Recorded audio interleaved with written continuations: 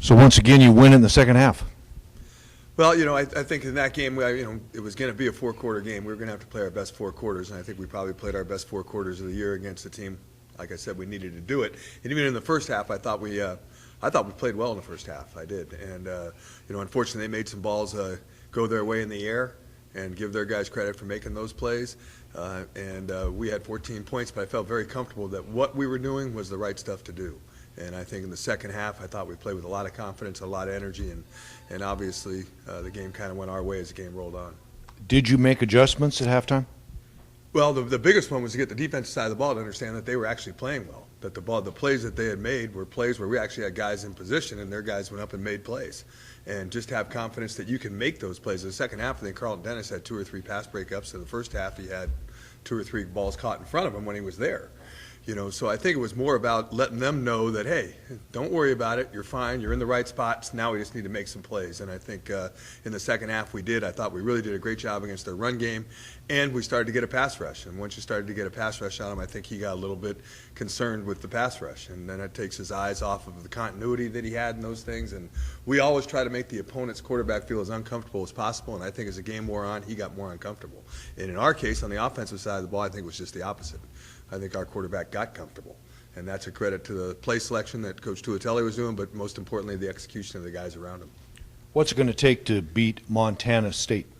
Well, offensively, they present a lot of problems for everybody they played against. I mean, they've done an incredible job in what they're doing. Their young quarterback is playing as well as anybody in the country probably, as far as what he's doing with his feet, as well as what he's doing with his arm and his mind. He's putting them in good situations when he does change plays. So they're doing a great job, and they keep you off balance because they do a lot of things formationally, motion-wise, in everything where they can distract you. And if they get you distracted, they go even faster with their no-huddle offense.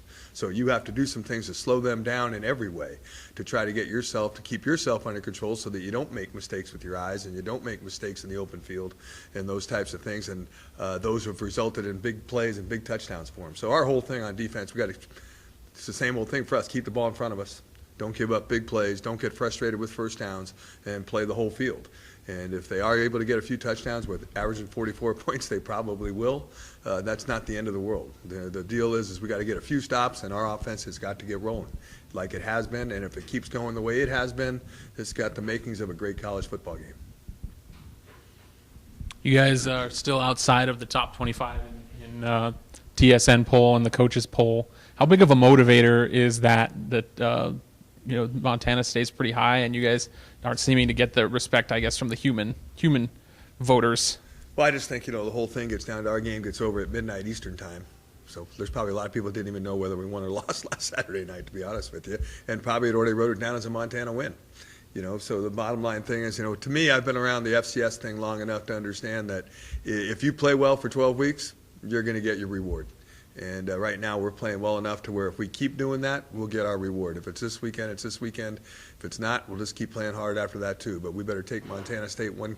If we're ranked right now and we go out and we don't play well against Montana State on Saturday, then all those people were probably right. So we have an opportunity to continue to create something. And that's what we're going to try to do, is continue to try to create a great season for the young people that play the game. And hopefully they're going to have a great experience Saturday night here at Spanos Stadium. And probably if we do win that one, I'd be shocked that you could beat number 6 and number 9 back-to-back weeks and not be ranked. But I've seen that happen before, too. We'll worry about that later on.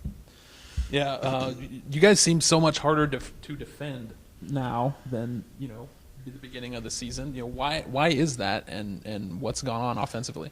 Well, I think, a lot of it, I think everybody would agree. I think our coaches have done a great job, and coaches get a lot of credit when we win, and we get a lot of credit when we lose. We get that, but I think Saga Tuatelli and the offensive staff have done a great job. But I think if you go back to all of it, a lot of it starts with your offensive line. It really does. And we've had a lot of changes due to injury on the offensive line, but those guys are playing as hard as they possibly can, down in and down out. And the other thing, obviously, is we have a lot of guys touching the ball.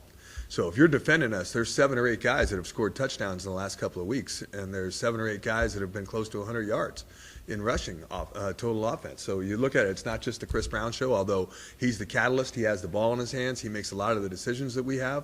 But Brandon Howe, Corey Garcia, Chris Nichols when he's healthy, Joe Prothro, there's a lot of guys that are touching the football, making things. Roland Jackson, Jordan Hines, Kyle Lewis had a couple of good plays in the last couple of weeks. So there's just a lot of guys, I think, right now that you have to defend, and a lot of areas on the field that you have to defend. I mean, we're as good vertically right now as we are horizontally, and so that makes people defend the entire field.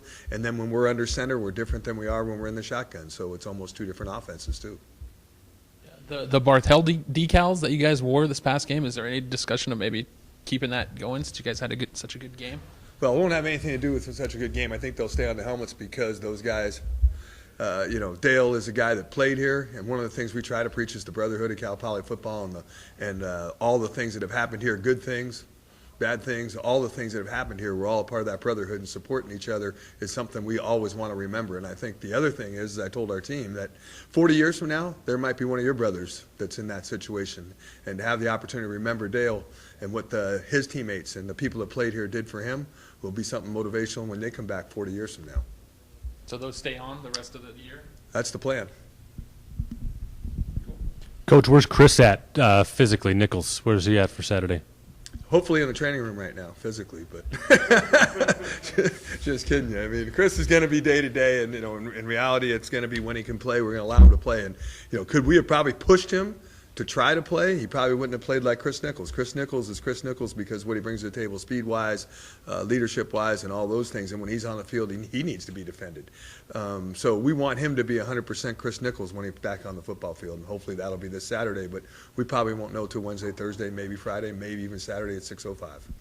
Are you concerned at all about maybe an emotional letdown after so much gets invested into that Montana game, and now you got that quick turnaround for a game that's equally as big, if not bigger?